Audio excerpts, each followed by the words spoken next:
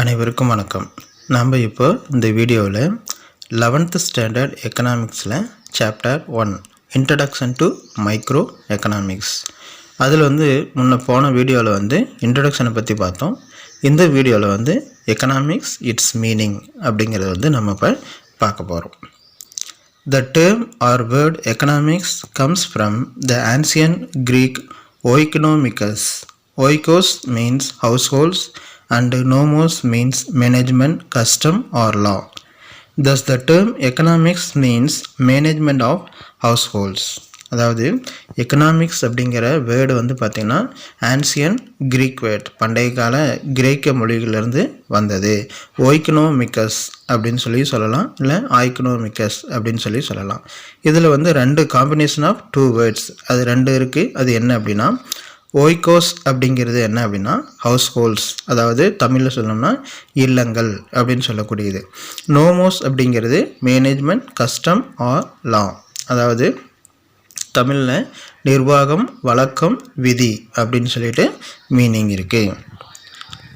The subject was earlier known as political economy, is renamed as economics in the late 19th century by Alfred Marshall. இதில் பார்த்திங்கன்னா இது வரைக்கும் house hold management அப்படின்னு இருந்தது. அதுக்கப்புறம் என்னாச்சு அப்படின்னு பார்த்திங்கன்னா, ஆரம்பத்தில் எப்போன்னா 19th செஞ்சுரியில் இதில் பொலிட்டிக்கல் எக்கானமி அப்படின்னு சொல்லிட்டு இருந்தது. அதுக்கப்புறம் 19th செஞ்சுரியில் ஆல்ஃப்ரெட் மார்ஷல் தான் இந்த பொலிட்டிக்கல் எக்கானமி அப்படிங்கிறத எக்கனாமிக்ஸ் அப்படிங்கிறது புதுசாக ஒரு நேம் கொடுத்தாரு அப்படின்னு சொல்லலாங்க. நெக்ஸ்ட்டு எக்கனாமிக்ஸ் இட்ஸ் நேச்சர், அதாவது பொருளியலோட இயல்புகள், தன்மைகள் அப்படின்னு சொல்லலாம். The nature of a subject refers to its contents and how and why they find a place in the subject. This nature is understood by studying the various definitions given by the notable economists. அதாவது இதோட இயல்புகள், nature அப்படிங்கிறது பார்த்திங்க அப்படின்னா பல அறிஞர்கள், அதாவது economist நிறைய சொல்லியிருக்காங்க. அதில் என்ன அப்படிங்கிறது சப்ஜெக்டை பொறுத்த வரைக்கும் அதில் ஏன், எப்படி அப்படிங்கிறத அந்த சப்ஜெக்டை இருக்கணும், அதில் அதை முக்கியமாக அதில் இருக்கணும் அப்படிங்கிறத குறிப்பிடணும். அதே போல் இதில் நிறைய எக்கனாமிஸ்ட் நிறையா டெஃபினிஷன்ஸ் சொல்லியிருக்காங்க. அதை வர கீழே ஒவ்வொன்றா நம்ம இப்போ பார்க்க போகிறோம். The existence of multiplicity of the definitions makes some scholars comment that a search for a clear definition of economics is an exercise in futility. அதுதான் வல்லுநர்கள் என்ன சொல்கிறாங்க அப்படின்னு பார்த்தீங்கன்னா, நிறைய ஒவ்வொரு டெஃபினிஷனுக்கும் அவங்க நிறையா விளக்கங்கள் சொல்லியிருக்காங்க. அதில் இருக்கக்கூடிய டிஃபிகல்ட்டிஸ், அதில் அந்த டெஃபினிஷன்ஸை ஒவ்வொன்றும் சர்ச் பண்ணி அதில் இருக்கக்கூடிய டிஃபிகல்ட்டிஸை எல்லாம் அவங்க ஒருமுகப்படுத்தி அதை எக்ஸ்பிளைன் பண்ணியிருக்காங்க அப்படின்னு சொல்கிறாங்க. Next, JM Keynes for example absorbs that political economy is set to have strangled itself with definitions. Their presence makes studying a subject interesting, existing, enjoyable or worthwhile. In fact, their presence in a social science subject is clear sign of the growth of the science. அதாவது JM Keynes என்ன சொல்லியிருக்காரு அப்படின்னு பார்த்தீங்கன்னா, ஒரு definition சொல்லியிருக்கார். அதில் என்ன சொல்லியிருக்காரு அப்படின்னா, நம்ம கொடுக்கக்கூடியது நம்மளது பொலிட்டிக்கல் எக்கானமி, அதாவது அரசியல் பொருளாதாரம் அல்லது பொருளியல் அப்படிங்கிறது என்ன சொல்லுது அப்படின்னா, அதாவது தன்னுடைய வரையறை, நம்மளுடைய அந்த ஸ்ட்ராங்கிள் அப்படிங்கிறது என்னென்னா தனக்குத்தானே குரல் வலையை நெறித்து கொள்கிறது அப்படின்னு சொல்கிறார். அந்த டெஃபினேஷன் பொலிட்டிக்கல் எக்கானமின்னு பழைய இதில் இருந்ததுன்னு சொன்னோம் இல்லைங்களா, அதை தன்னுடைய குரல் வலையை நெருக்கிக்குது அப்படின்னு சொல்லிட்டு அவர் அந்த அப்ரோச் பண்ணுறாரு அந்த ஒரு எக்கானமி அப்படிங்கிற டெஃபினேஷனை. நெக்ஸ்ட்டு இதில் இது ஒரு சப்ஜெக்ட் இருக்குது அப்படின்னா அது படிக்கிறதுக்கு அவங்களுக்கு என்ன இருக்கணும், இன்ட்ரெஸ்ட் இருக்கணும். அதுக்கப்புறம் என்ஜாயபிள், அதில் ரொம்ப விரும்பி படிக்கிறதா இருக்கணும், அவங்களுடைய ஆர்வத்தை தூண்டுறதா இருக்கணும். அடுத்தது வந்து அது ஒரு பயனுள்ளதாக இருக்கணும். இந்த மாதிரி தான் அந்த சப்ஜெக்டை வந்து நம்மளை அப்ரோச் பண்ணணும் அப்படின்னு சொல்லி சொல்கிறாங்க. அதே போல் இந்த டெஃபினிஷன்லாம் வந்து பார்த்திங்கன்னா ஒரு என்ன கொண்டு வரணும்னா வளர்ச்சிக்கு வந்து சப்போர்ட்டிவாக இருக்கணும். அதே போல் சயின்ஸு, அதாவது சயின்ஸை மாதிரி அந்த என்ன பண்ணணும் அப்படின்னா க்ரியேட்டிவாக வரணும். ப்ரெசன்ஸ், அதாவது ப்ரெசன்ஸ் இன் ஏ சோசியல் சயின்ஸ் சப்ஜெக்ட், சமூகத்தில் இருக்கக்கூடிய எல்லா பாடங்களையும் எல்லா வரையறைகள், அதாவது டெஃபினிஷன்ஸை வந்து மக்கள் வந்து ஈஸியாக அதை புரிஞ்சுக்கணும், அதை வந்து சுதந்திரமாக அவங்க தெரிஞ்சுக்கணும், கற்றுக்கணும் அப்படிங்கிறத வந்து சொல்கிறாங்க.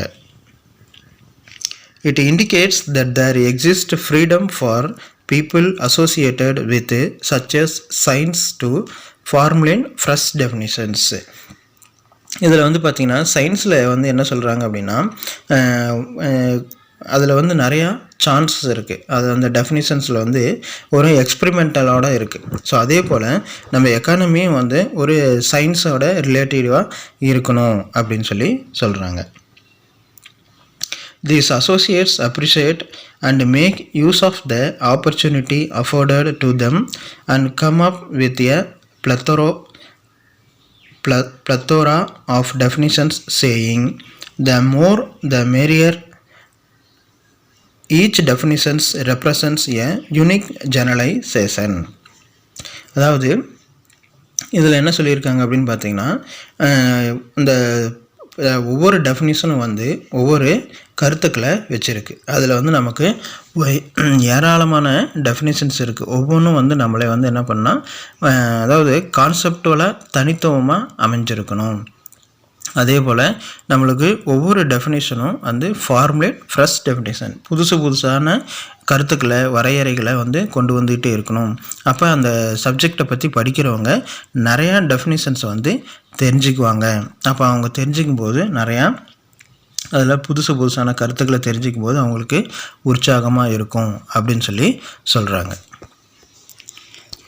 A wide variety of definitions paves the way to arrive a near complete agreement on the subject matter of economics. அதாவது அதில் வந்து இருக்கக்கூடியது என்ன சொல்கிறாங்க அப்படின்னா ஒரு பொருளியலோட பாடப்பொருள் இருக்குதுன்னா அதை பற்றி முழுமையாக நம்ம அந்த நாலேஜை வந்து கொண்டு வரணும். அதுக்கு வந்து என்ன பண்ணோம் அப்படின்னா இந்த டெஃபினிஷன்ஸ் வந்து அவங்களுக்கு சப்போர்ட்டிவாக இருக்கும் அப்படின்னு சொல்லி சொல்கிறாங்க.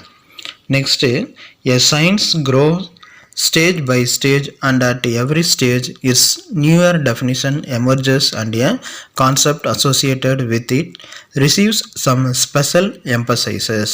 அதாவது கருத்துக்கள் அப்படிங்கிறது என்னென்னா ஒவ்வொரு சிறப்பு அம்சங்களை பற்றி அதை சொல்லக்கூடியது. புதுசாக ஒரு டெஃபினிஷனை கொண்டு வரத்துக்கு இது ஒரு மூல காரணமாக இருக்கும்.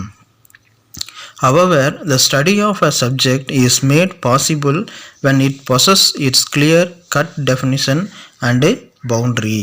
அதாவது என்ன சொல்கிறாங்க அப்படின்னா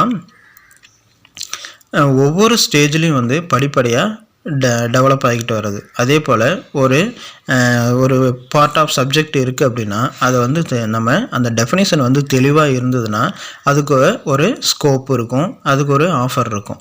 ஸோ அதனால் இதை படிக்கிறவங்களுக்கு வந்து ரொம்ப படிக்கிறதுக்கு அவங்களுக்கு ஒரு இன்ட்ரெஸ்ட் இருக்கும், அவங்களுக்கு ஒரு ஸ்கோப் வந்து நமக்கு அவங்களுக்கு கிடைக்கும். இந்த ஸ்கோப்னால அவங்களுடைய சப்ஜெக்டை வந்து டெவலப் பண்ணிக்குவாங்க அப்படின்னு சொல்லி சொல்கிறாங்க. நெக்ஸ்ட்டு, 4 டெஃபினிஷன்ஸ், அதாவது நம்மளுடைய எக்கனாமிக்ஸ் மைக்ரோ எக்கனாமிக்ஸை பொறுத்த வரைக்கும் இந்த 4 டெஃபினிஷன்ஸ் தான் பேஸ் அப்படின்னு சொல்கிறது. Each referring particular stage of the growth of the subject of economics as presented. They are Smith's wealth definition representing the classical era. Second, Marshall's welfare definition represent the new classical era. Third, Robbins' scarcity definition representing the new age.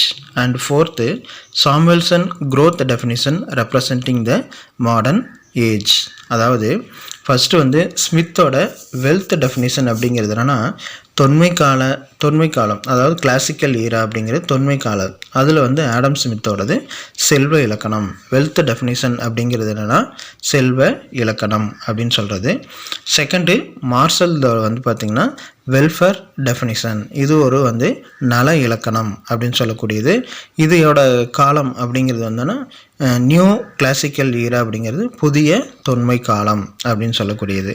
Third robin scarcity definition அப்படிங்கிறதுனா பற்றாக்குறை இலக்கணம். இதில் யார் சொல்லியிருக்காங்கன்னா Lionel Robbins அப்படிங்கிறவர் சொல்லியிருக்காரு. இது new age, புதிய யுகத்தை சொல்லுது. அடுத்தது லாஸ்ட்டு சாமுவல்சனோட growth டெஃபினிஷன். growth டெஃபினிஷன் அப்படிங்கிறது வளர்ச்சி இலக்கணம் அப்படின்னு சொல்லக்கூடியது. இது யார் சொன்னாங்கன்னா சாமுவல்சன் சொல்லியிருக்கார். இது மாடர்ன் ஏஜ், நவீன யுகத்தை பற்றி இது சொல்லக்கூடியது. இந்த வீடியோவில் மீனிங் ஆஃப் எக்கனாமிக்ஸும் நேச்சர் ஆஃப் எக்கனாமிக்ஸும் பார்த்தோம். நெக்ஸ்ட் வீடியோவில் இன்னொரு டாப்பிக்கோட உங்களைய மீட் பண்ணுறேன். தேங்க்யூ.